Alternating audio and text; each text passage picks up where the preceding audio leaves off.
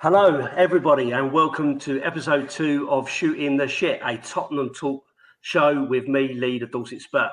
Firstly, I'd like to say a big thank you to all of you that have watched, listened, and commented on episode 1, and hopefully will improve going forward. It means a lot to know that you're there. Going forward, our plan is to record every Tuesday evening and release the video on Wednesday mornings. We're releasing on audio platforms as well, such as Spotify and Apple Music. So you can listen to us when you're out walking a dog or even in the car. There is no escape and no reason not to listen.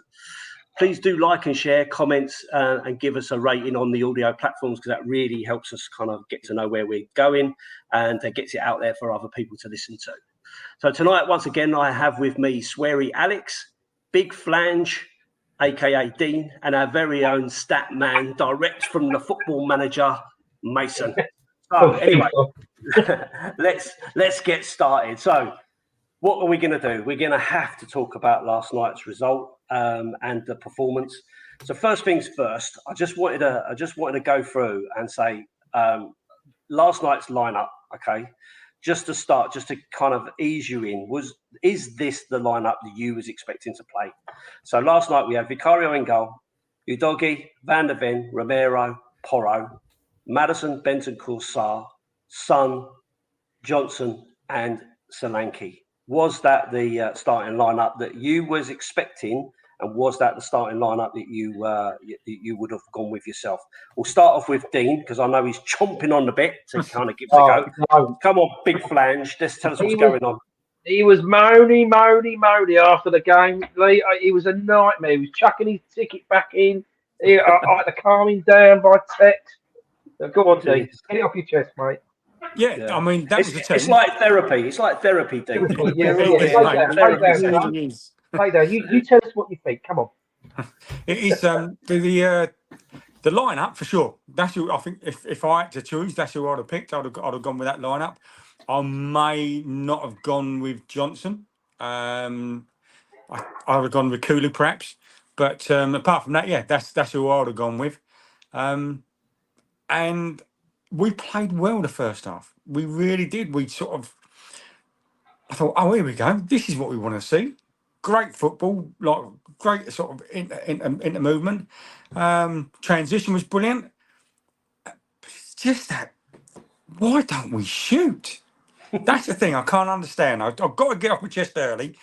Why the hell don't we shoot? It's like it's bred into them that if we can't shoot outside the box, so we have to physically walk the ball into the net. I don't get it. Shoot, please, for the love of God, shoot. I mean, there must be so many Tottenham fans out there sitting there watching it, either watching it at the game, in the pub, at home, watching the TV. Shoot! Fucking shoot the ball! It just drives you mad. Like Sonny had so many chances to curl in, but no.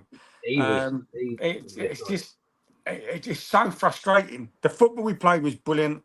The end product, and I was watching some of the Angie's like press conference, and he didn't want to say, all right, he said, we didn't take our chances. All he had to say was, we didn't shoot. Please just shoot. And then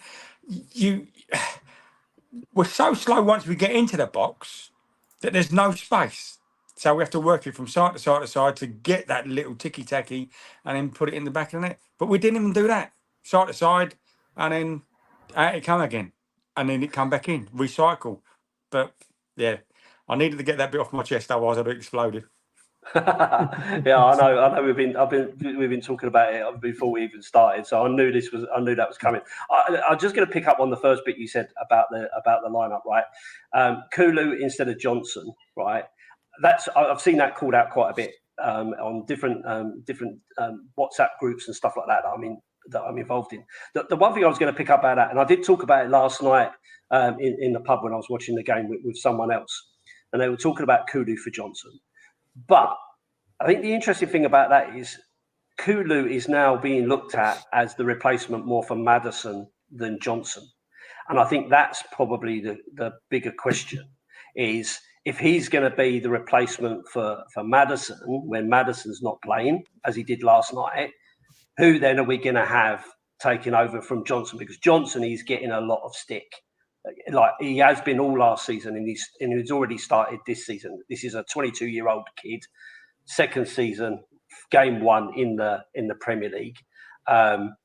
So is he getting unfair stick or not? I guess we can come back to that in a bit. But let me come to Mason and ask you the same question. The lineup that we got there, was that the lineup you was expecting to see, or did you expect to see something different? And if not, was this the one that you'd have gone with?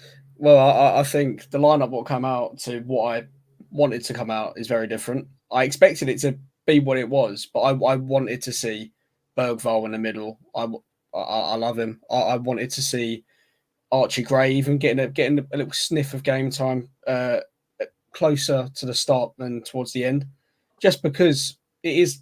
I know we got a draw, but it was Leicester away. You don't put. You can put your strongest team out, but you're buying the depth we have for these games.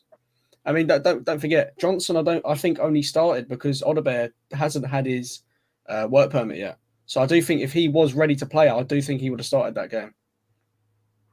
So you think Odegaard would have gone in ahead of Johnson?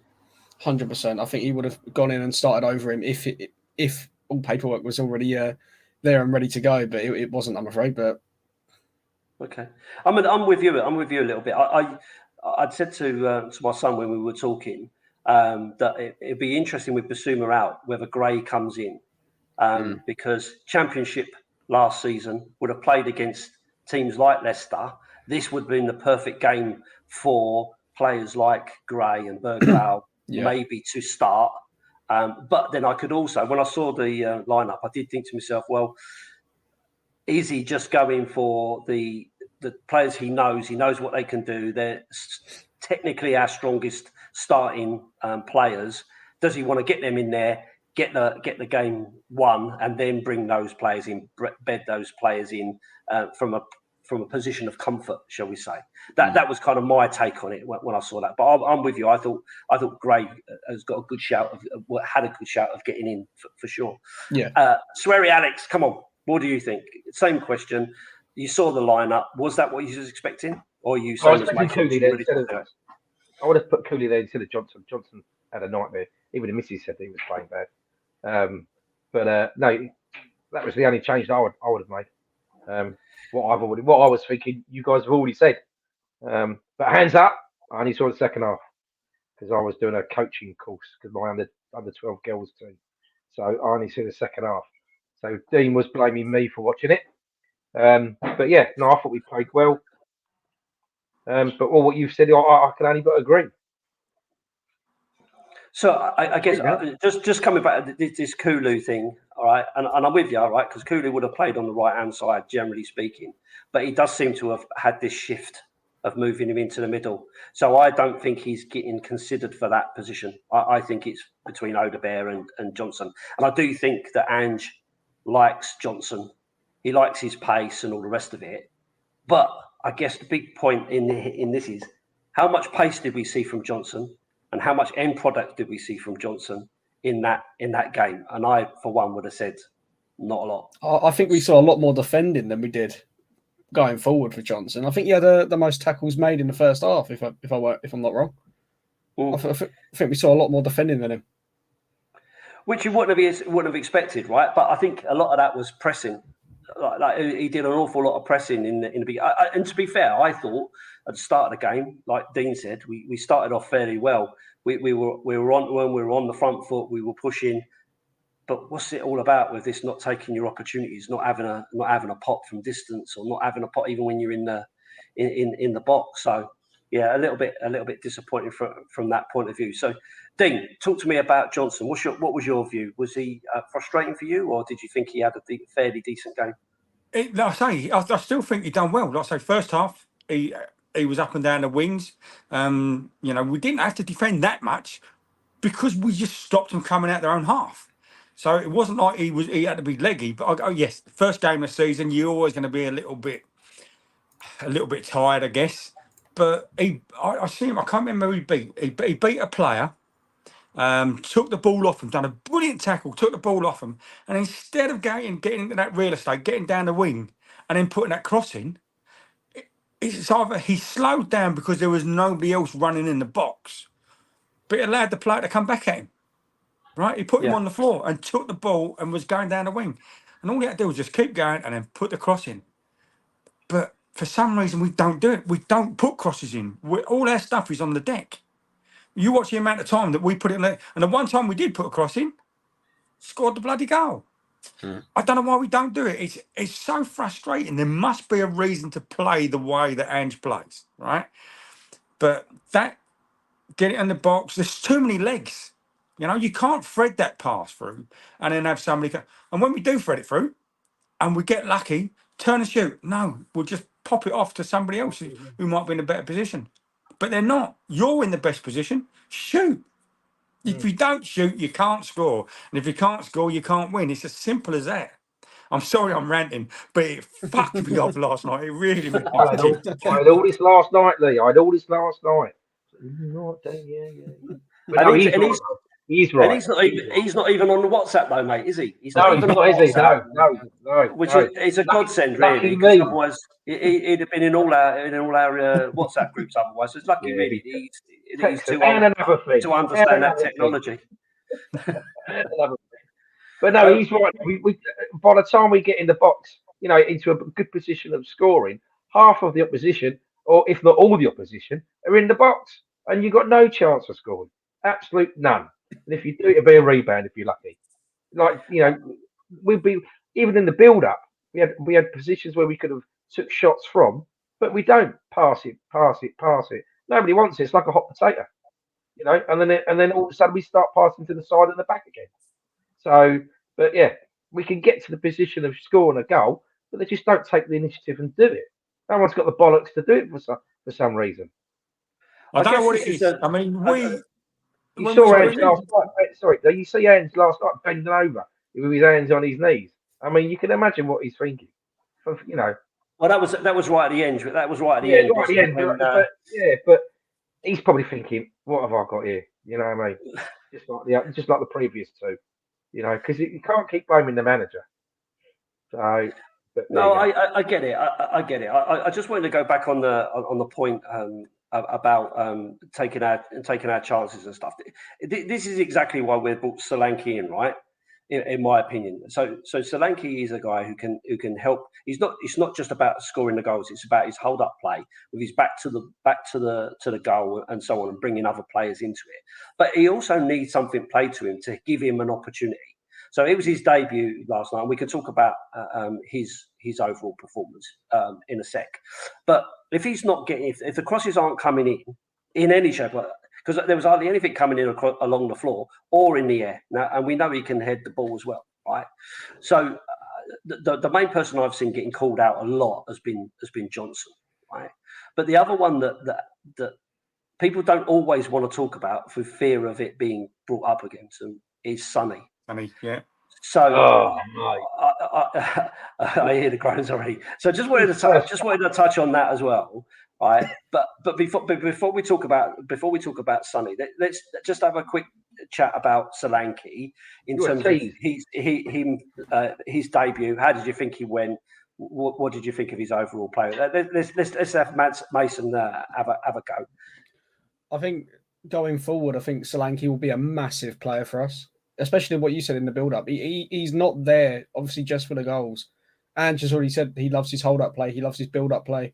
So forcing keepers into making mistakes, it's why we signed him. It's also because of his finishing ability, but it's what he does off the ball that really helps the team as well.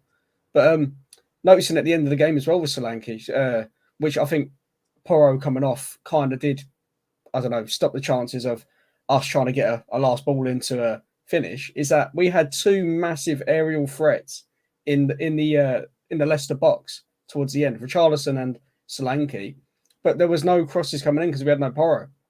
I do think if Porro did stay on and if he wasn't injured, I do think we could have nicked it right at the last second, especially with that free kick right at the end of the game.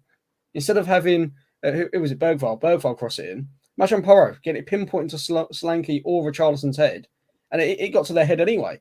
I do think we are going to go forward with Solanke being the target man, give the ball to him, watch him go.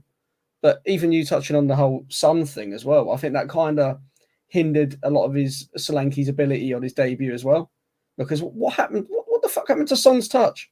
He touched the ball when it went about a metre in front of him. Yeah. But overall, for you, Solanke did all right. You give him a decent.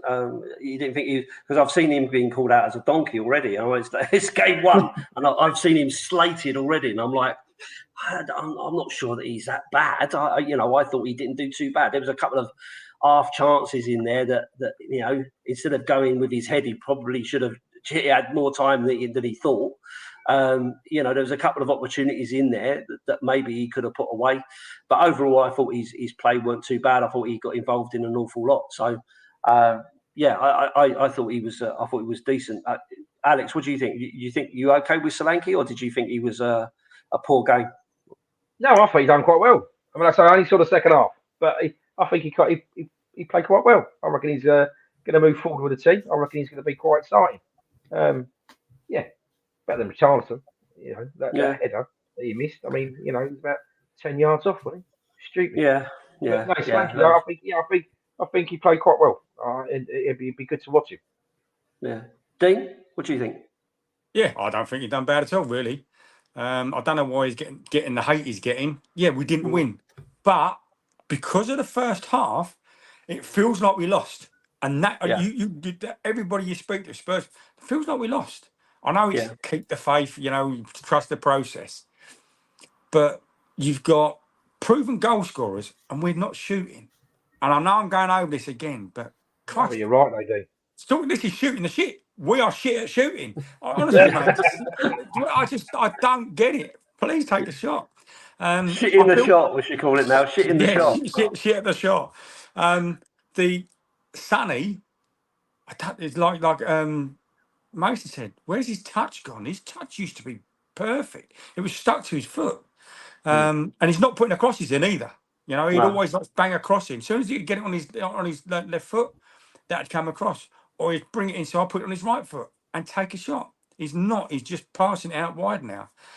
It's almost like they're going to be fined if they miss. It's something really, really stupid. I've done it. It could be as stupid as that, but I can't think it being it. But why don't we shoot?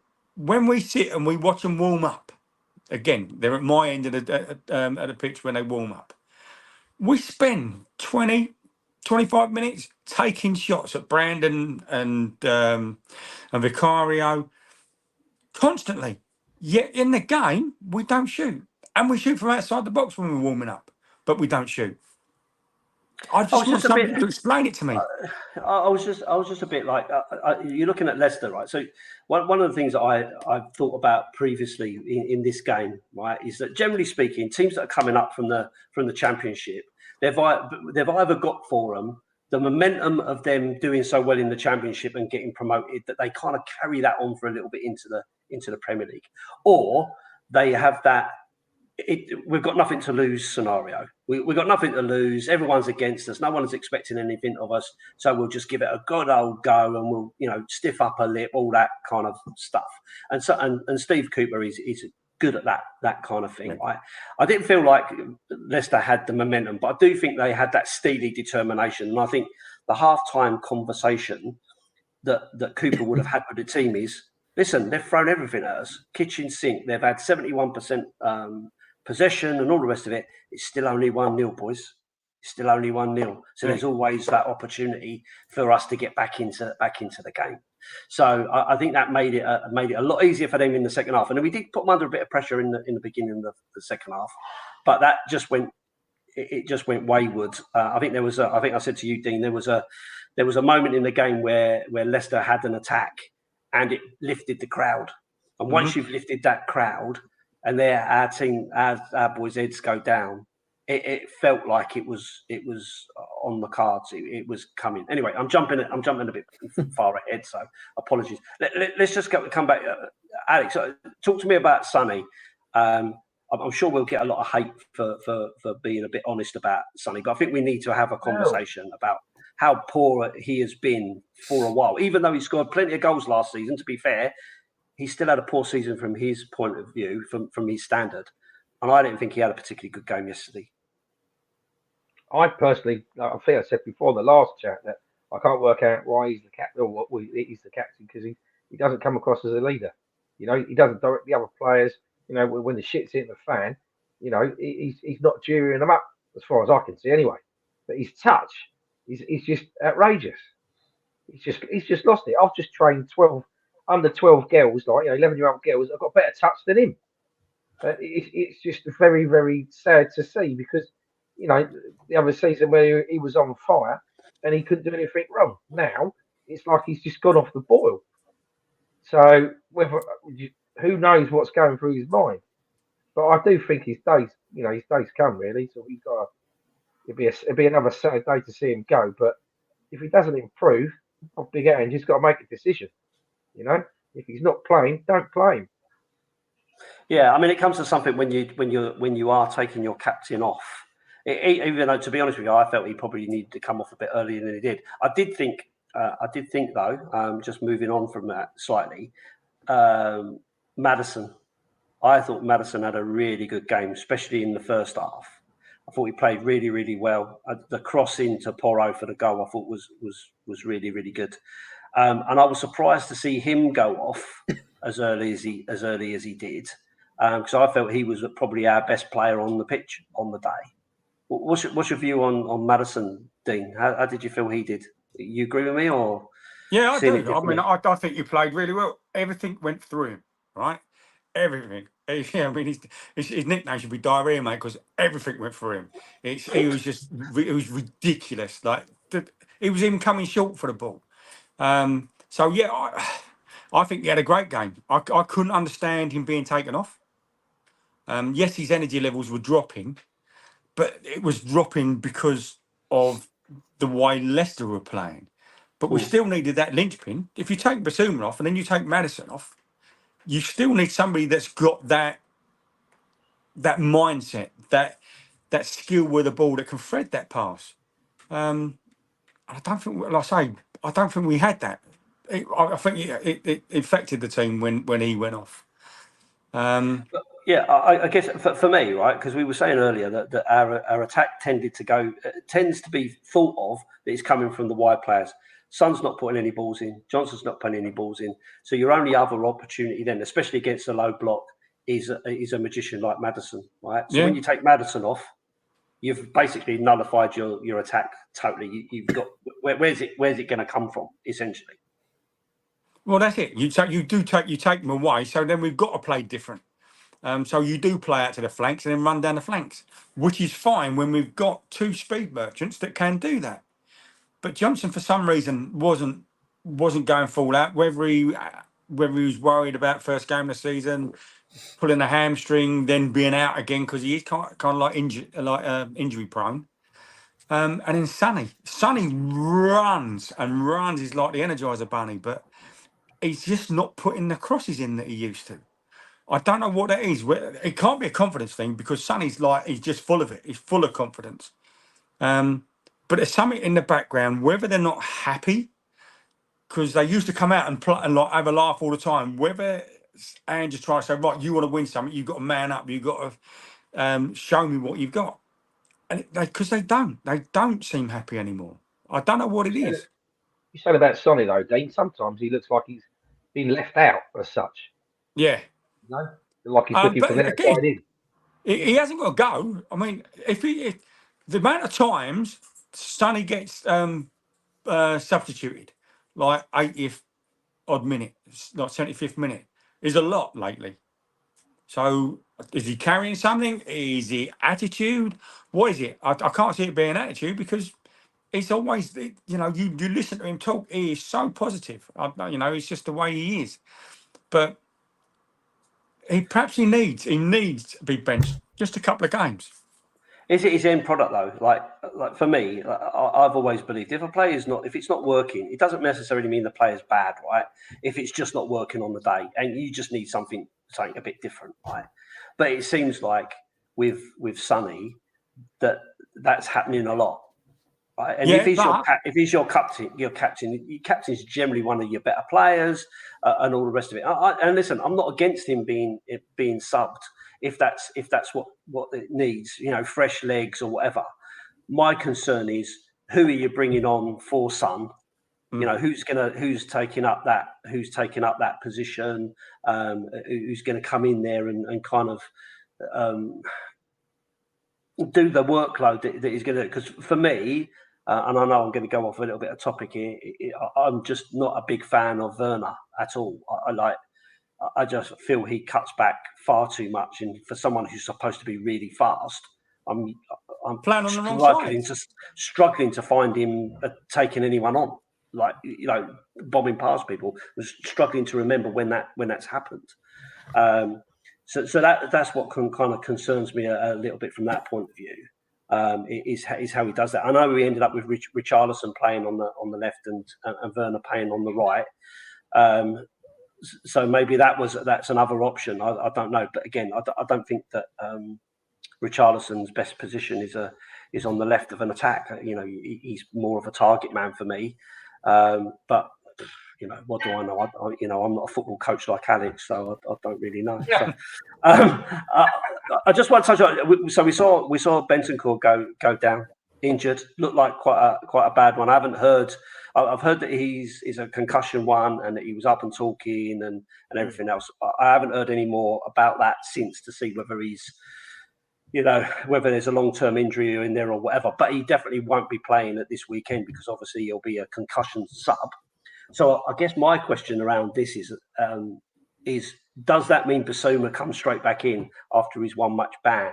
After lots of people talking about him being out for, you know, a few weeks and potentially sold and all that kind of stuff. What's the view on that? Are you be happy with Basuma coming straight back in after his bubbles day? No, I think Bergvall needs to get in. I haven't been paid by him, I swear. Just Bergvall needs to get in that midfield. He needs to start. I don't know. Just give it by Christmas. I do think he will be in and out the starting 11 for us. But I don't know what it is about the King Power Stadium. But Bentancur got done there last time. He tore his ACL there, didn't he? I don't know what it is about that ground, but Bentancur don't agree with it. Do you think Bergvall is the Basuma Bentancur cover, or because I was thinking it was more for Gray as the kind of bit more holding, and with Bergvall maybe being a little bit more Maddison kind of replacement. But I mean, I don't know these two youngsters as well as maybe someone who plays Football Manager every night. So. No, I do think Bergvall, he can. I think the whole thing, like I said, like last week, and just trying to install in the minds of the midfield, so you can do anything. So what Dean said earlier, Maddison was coming forwardable. He was dropping deep. Like, he done that anyway, but he was doing everything. He was everywhere. But so was Sarr and so was Bentancur.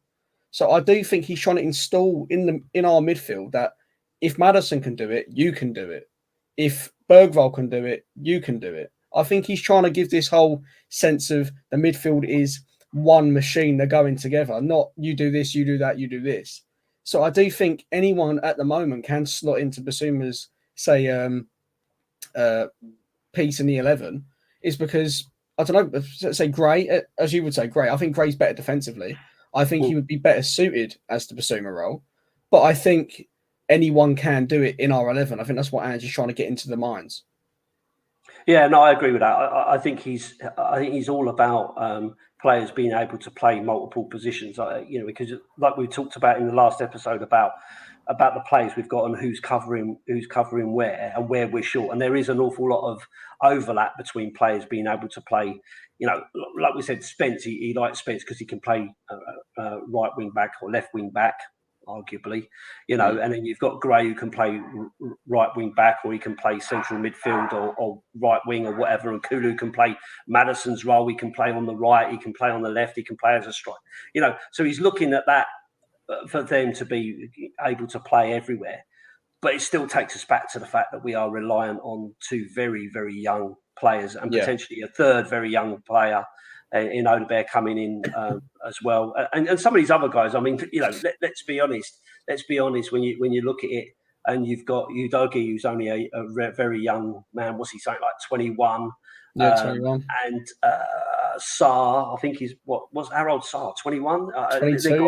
They've got to be around them sort of ages. So we've got a very, very young, inexperienced squad, and playing at the highest level. So it's going to be difficult. And lots of the comments that I've seen, certainly on some of the videos that I've made, have been around Ange reliant on these youngsters and still needing out and out quality, Premier League proven quality to come into this team. And looking at last night's result, you've got to say that's probably right. Yeah, 100%.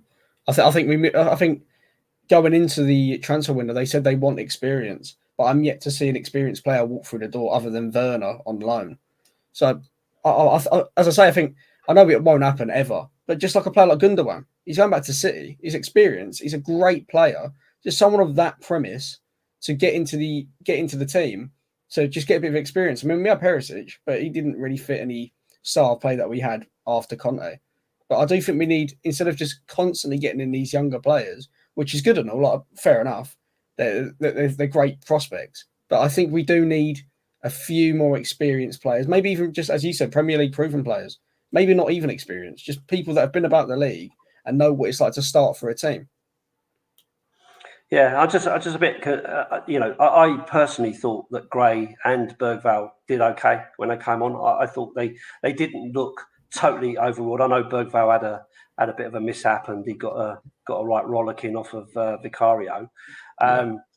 But I think, generally speaking, there was a couple of opportunities in there where he nutmegged a couple of players and he was pushing forward. They looked quite assured on the ball, shall we say? Certainly, Gray. I thought Gray looked a good player. But like I say, if we're turning out with draws against Leicester, a newly promoted side, then that's a little bit of a worry as we're moving forward, because we've got Everton at the weekend, Newcastle after that, I think, is it, and then the Scum down the road. Ideally, we wanted 9 points on the board before we meet them. Obviously, that's not going to happen. The best we can have is 7, but and it's just whether that's going to happen. So I just wanted to get your view, Dean, on Bergvall and Gray coming in. How did you think they played as two 18-year-old kids just coming straight into the team? Because I know we were not sure whether they were going to be starting players or squad players or just sent out on loan or whatever. So obviously he's putting them straight in. So good decision for you or not? Yeah, I think so. They played without fear, and Andy's already said, right, you play without fear. If you make a mistake, you make a mistake. That's it. The way we play is we're always on the front foot and we're going to go forward. If you make a mistake, then you make a mistake. We'll go again. You won't make the same mistake over and over again, you hope. But I think Vicario was a little bit tough on him. I'm hoping when he got him in the dressing room, he was a little bit better with Bergvall, because he was screaming at him. And it's not like Vicario is without his faults, mate. It's like that. He's without seeing cast the first stone, mate, because Vicario has made so many flappy errors and cost us so many games. All right, he had to make a save, but that's his job as a keeper. You as a midfielder, you ain't gonna beat everybody, because if you could beat everybody, then you'd be like a superstar and you'd be putting it in the back of the net like every 5 seconds. That split second, he just took too much on. That's all, and lost the ball. So I mean, Ricardo went nuts, didn't he? But we're too much. Oh, we're he learned from that. He will learn from that. I just think the biggest issue we've got, lads, is that we can't finish it off. We can get the ball up there, but we just can't finish the job. So that's the big issue I've got with the team. I think we've done quite well, but that's the big issue. I mean, that's what we should be talking about: is why can't we finish the ball? Why can't they get some sort of system together where they can shoot or get in the area or control it a bit better to score a bloody goal? But we've had that for all last season. Right, it's the same last season. Exactly what I'm saying. It's the same as last season. We've got the build up, but can't finish it off. It's like a brass on our first night out. It's just pointless. Yeah. But you look at the amount of games where we was so on top. What, Wolves? We should have had that out and out of sight. Really should have done. But again, we just let them back in it. We dropped so many points from a decent position, playing decent football, but we didn't finish it off. And I don't understand whether it's got to be in the training, because footballers are footballers, strikers are strikers. So if you're a striker, you know where the goal is, and your job is to put it in the back of the net. You know, there's nowhere else, anywhere else in another company, another walk of life, that if your job is that and you don't do that job, you stay in that job. It makes no sense. It makes no sense. You can't be, I'm a striker. Why? Because I put the ball in the back of the net. Well, why haven't you done it? Who's telling him? Is somebody telling him not to? Is it our style of play? And I'm going to come back to that, like, ring back round to Sonny. Sonny, under all these other managers, who were shit, by the way, that that which is our personal opinion. Going, no, we can't play this football. He plays that football. Sonny was on fire, but he had Kane in the middle, right, feeding him all the time. We played a different type of football, totally different, but we were still scoring the goals. But now we're playing a better type of football, a more fast-paced football, a football which is like, you're full of enjoyment. Yeah, look us down the pitch, and then you go, just put it in the net. Why are you not shooting? And everybody, you could hear people around you go, shoot. They don't shoot. But Ange was asked this last season, right?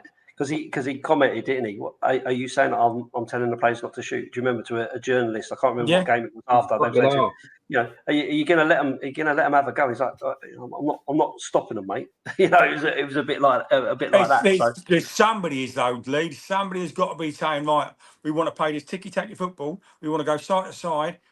When you come up if you go down the pitch like 100 mile an hour, anybody that's down the pitch can't then get back in their position. You can't have a low block. But we take so long getting down the pitch that everybody's back. You've got a low block. You then can't take that shot. The whole idea of getting down the wing and then getting into the striker and curling it round is the speed. We're not breaking at speed. We're trudging along, doing this side to side and down the wings. And I just want to pick up that, right, because last season I felt we were able to break, we were able to press, and turn over and get down the pitch. The bit that was missing for me was the striker, the person who could actually put it in the back of the net, right? And we were all calling it out, because if you've got an on-form Werner on the left coming through, or you've got an on-form Johnson coming down the right, or Kulu or whatever, and they're coming down and they're going to put it in there. If there's no one in there to take it on to score the goal, to be the striker, then you're not going to score. We're correcting that this season, right? That's the plan. They're correcting that. They've gone out and they've got a striker. Scored 19 goals last season for a poor Bournemouth side. So, you know, you're expecting him to be able to do the job. So we get the striker, but then we don't do what we want them to do, which is to put the ball in to give him the service, because he can't score without the service. And if they're not giving him the service, it's just not going to happen. So it's about that link up. You know, those players need to be putting the ball in to give him that link up, because when Maddison was putting the ball in, opportunities came. Yeah. But for me, it just wasn't happening enough. But you think about last season, how many times are we under the cosh? Then all of a sudden, we're 1-0 down, and then we wait till the 80th, 85th minute, and we go, oh, now we can play. And we go, where was this? Where was this, Spurs? Like, and all of a sudden, we start to play. We can play good football. It showed it in the first half. We can play good football. It's the end product. Now, Dom Solanke's no slouch, mate. He knows where the goal is. Like you say, 19 goals. That's no mean feat. So why are we still not putting the ball into him or making them crosses? And when we did make a cross, like Maddison's lovely cross, Pedro Porro, that renowned striker. But he's not, is he? You know, he has a go. How many times do we see Porro having a weldy? Because he'll have a crack from the outside of the box. Because he's sick of watching it going backwards and forwards. Yeah. And if he comes back out, he's got to chase all the way back. So if he scores, he ain't got to go backwards, is he? Well, he got to go backwards and then watch Vardy walk past him and put it in the back of the net. Anyway, I'll come on to that in a sec. I just wanted to, one of the things that did get called out today. We've had this long conversation about the players that are coming in. Are they players that Ange wants? But there has been a quote where he's put, well, my role in all the signings is pretty small. I just made the decisions, mate. So I'm the one that says yes or no. They're here because I want them here. And Dom Solanke certainly fits that boat. So I think that should put it to rest, right? That Solanke is a player that Postecoglou wanted in this team, and obviously that will be the same for the two youngsters that have come in as well, or the three youngsters now that have come in as well. So if these players don't work and it doesn't work out, then Ange's going to have to fall on his sword because these are the players that he's asking for and he wants to bring in. All I'm assuming based on the data and all the rest of it, which is, in my view, the way to go. If you've got the numbers right and they're the right sort of personality, then that's what you want in your team. And if the manager's saying, "Yeah, I'll take them," they're the ones for me, then that's what you've got to go with and see where it takes you. But if they don't work, if Solanke doesn't work, then that's got to be down to Ange. If these two youngsters don't work, that's got to be down to Ange, right? So, anyway, I just want to move. I just want to move on slightly. I'm going to ask Alex about this. So prepare yourself, Alex. I'm going to ask you a specific question. I don't want you getting caught out like you did last time. All right? What? When? Are you ready? Are you ready? Okay. Right. Vardy, as he left the pitch, he gave it to the Tottenham fans. 1 Premier League to 0 Premier Leagues. Go on. How did you? That's what I was going to ask you. How did you feel about that? What was your view? No, because he was interviewed afterwards, wasn't he? And he said, "Oh, it's all banter. If they can, if they can give it, they can take it." Fuck you, you knob. You know what I mean? There was no need to do it. And then when he went off, he told Pero to fuck off, didn't he? You know, Yeah. it was like, what? Who are you? Do you know what I mean? All right, okay. He scored a goal because our player did not look after his shoulder, over his shoulder. He should have fucking looked over his shoulder and seen him there and marked him like to death. But yeah, no, he was knob. I knew you was going to say that. No, it just winds me up because you think, yeah, all right, mate, okay. You know, he scored a goal. Knob. Mason, have you got a different view on this? No. Probably. As soon as I saw the fucking lineup, I knew he was going to score.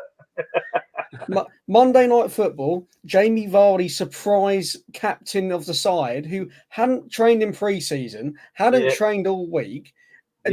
He called up the manager 3 hours before and said, "Yeah, if you need me to play, I'll play." And the fucker scored. I saw him with a Red Bull can at half time. Listen, I've got to be honest. I've got to be honest with you, Alex. He was talking about how he stays in his oxygen tent at home and all this old bollocks. I just like, mate, really? You know. No, listen. Let me come back to you because because I'm going to have a different view of it. As much as I was annoyed watching it, right? I'm watching him giving it the one. We got Premier League. You ain't got nothing, and the rest of it. And it did kind of grate me a little bit. But I have to be honest with you. I quite like that from a player. I quite like our players to do stuff like that.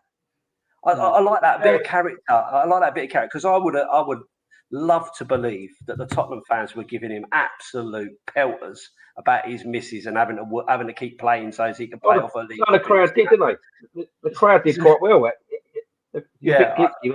But the crowd did quite well yesterday. From calling the St John's ambulance bloke of who's the fat, well, they were calling him fat and they were calling him, I'll see you next Tuesday, sort of thing. And then they would let Vardy know about his misses as well. So they were quite vocal about it. Yeah, so I think, fair play to him. If he can come back with something and give them some back, like I say, it's all banter, isn't it? And I did think to myself, fair play to you. But it did annoy me a little bit. As soon as he was doing it, I think I'm going to have to ask Alex about that tomorrow because he's going to be raging.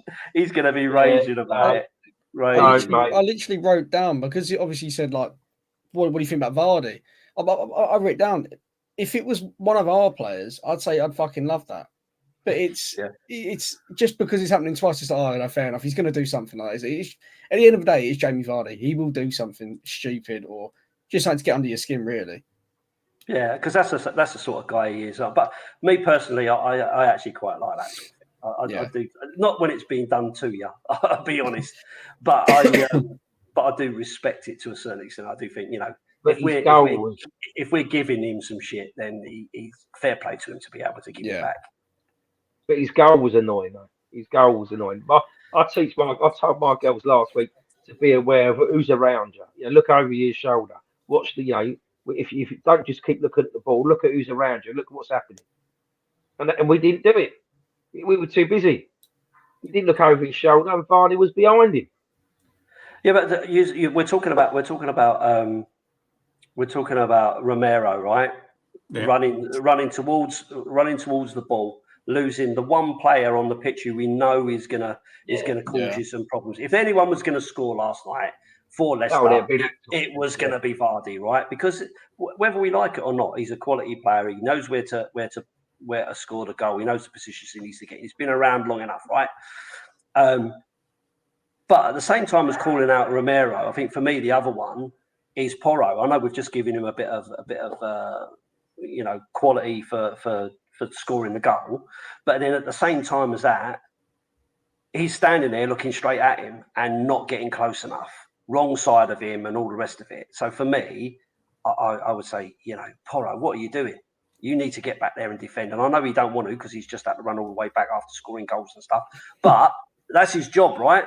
That's his job. So for me, I was more annoyed with Porro, to be honest with you. Although I did think Romero really should be closer to that. He should be aware of that as a World Cup Copa America winning player.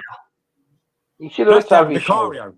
right? That's down to Vicario. Vicario can see everything in front of him, right? That's his angle.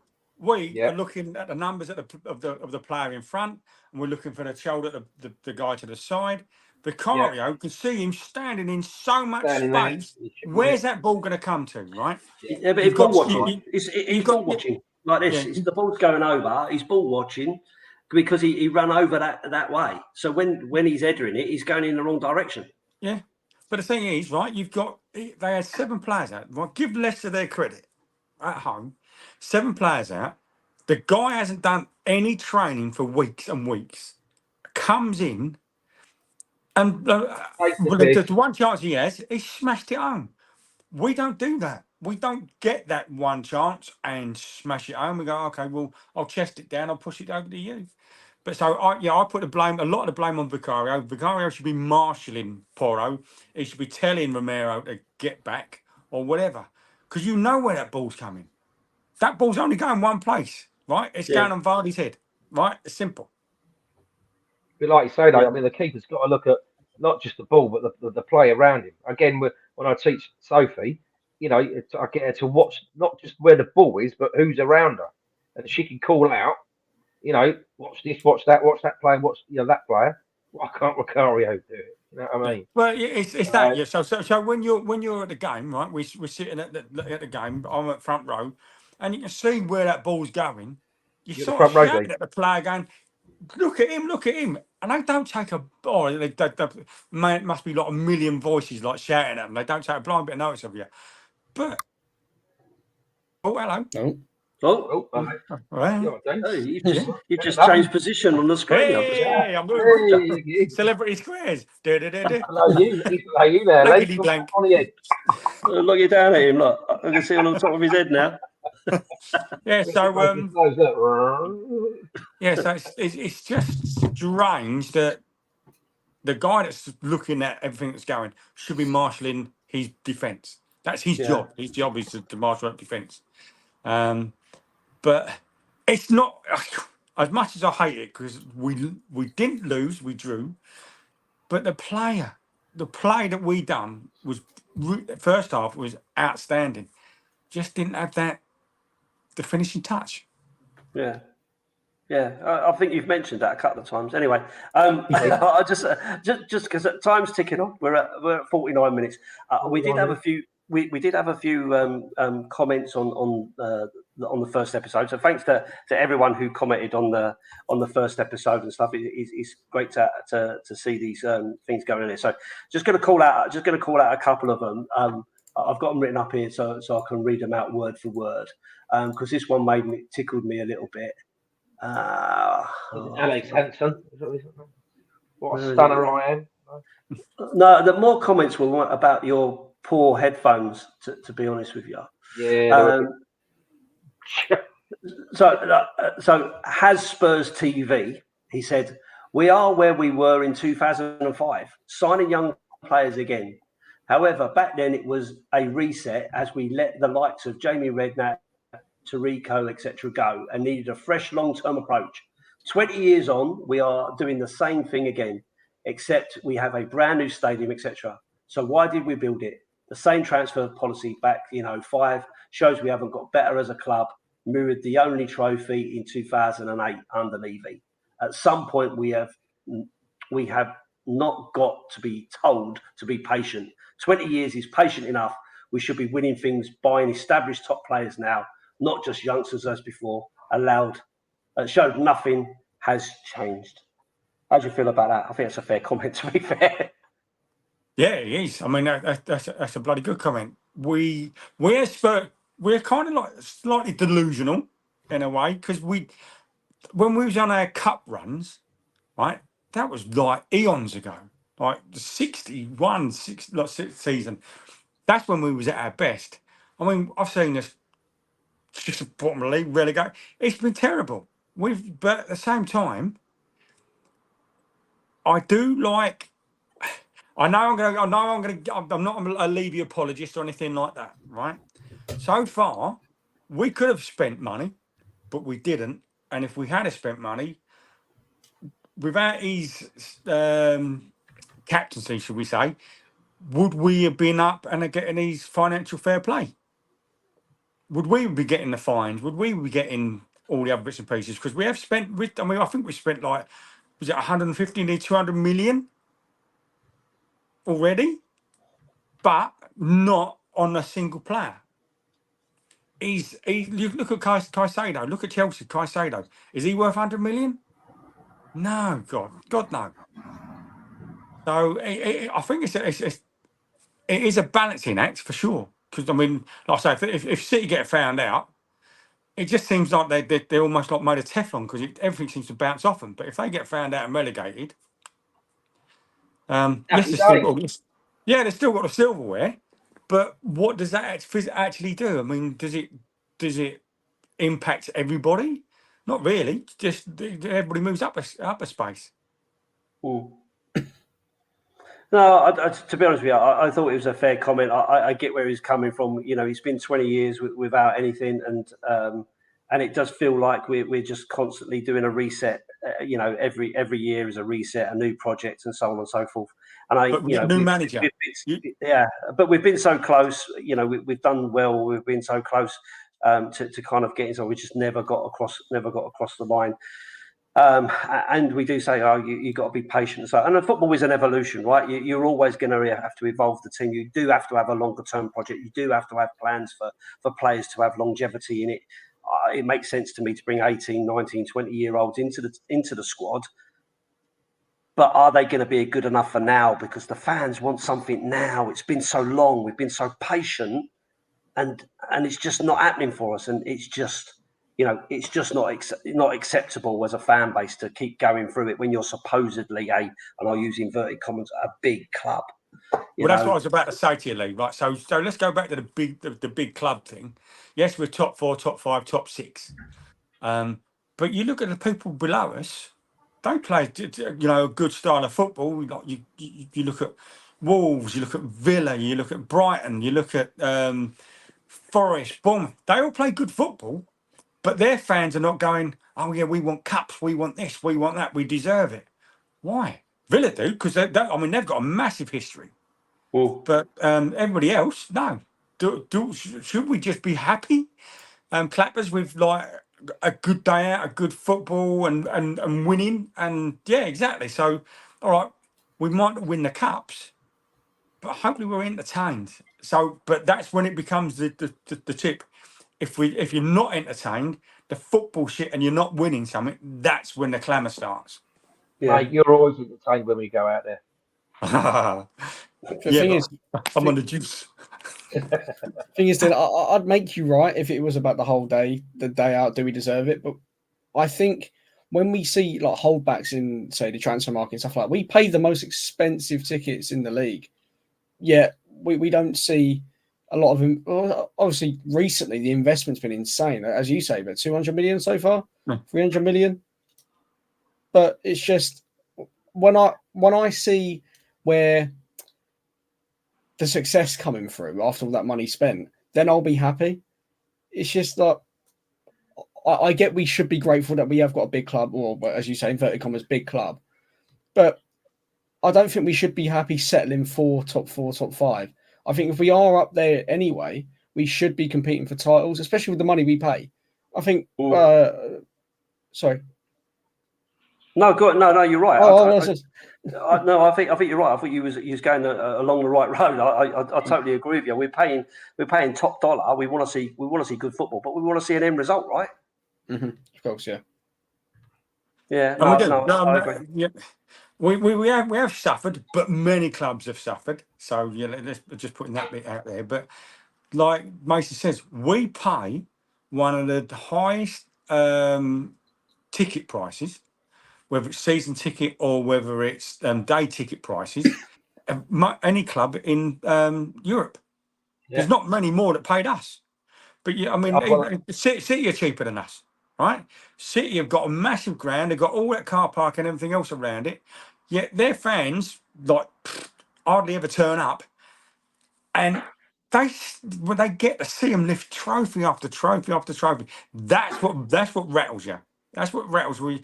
When it weren't that long ago that if it weren't for Paul Dickoff, City would have been would have gone out of business. They wouldn't have been. Yeah. They wouldn't have been a club anymore. They would have gone. I think the other thing is though, what you've got to give credit for, right? Overall, and there's no other club that can say this. We've got F1. We've got Beyonce, right? We've got a hotel coming, and we've got our own art studio. Now, if you're not happy with that, then you're obviously not a proper Tottenham fan. Right? So just for clarity, that is just me being sarcastic. I'm honestly not saying that you should be grateful for the F1. But anyway, listen, we're rapidly running out of time. It's been a really good chat. I do feel that I've had some good therapy tonight, so I appreciate your time. I just did want to finish off by calling out a couple of people just to say thank you for your comments. I do read them also. To dare is to do my foot 8403. Thanks very much. I want to drink from your wide eye 2635. I don't know where these names come from, but fair play to them. Patrick Starand all 8663. Some bloke called Ricky Randall. I don't really know who that is. Right, dodgy fella. The one with the gimpy leg. Gimpy Randall. You feel sorry for him. and Russell Matthews at 3599. Russell writes into me very, very regular. And according to him, I'm a bit of a happy clapper and I'm a bit Spursy. But listen, it's all about opinions, mate, and you're in touch with us. So anyway, I wanted to say thanks to all those guys for writing, and I really appreciate your comments and watching the videos and liking if you do like or whatever it is. So listen, we're coming to an end. So I just wanted to say thanks to Sweary Alex for coming along. Thank you, mate. No worries. You go the weekend, Luke? No, I'm not out there this weekend. I'm back for the Arsenal game. Of course. I think so as well. But, okay. Big Flange. Thanks for coming, mate. I appreciate it. I really appreciate your views. I hope you've managed to get it off your chest. It was better. He's not chucking his ticket in. Yeah, I'm good, mate. Really good. Thank you, mate. And Mason, I appreciate your input as well from a younger person. It's always good to have a different point of view from three old farts that we are here today. So.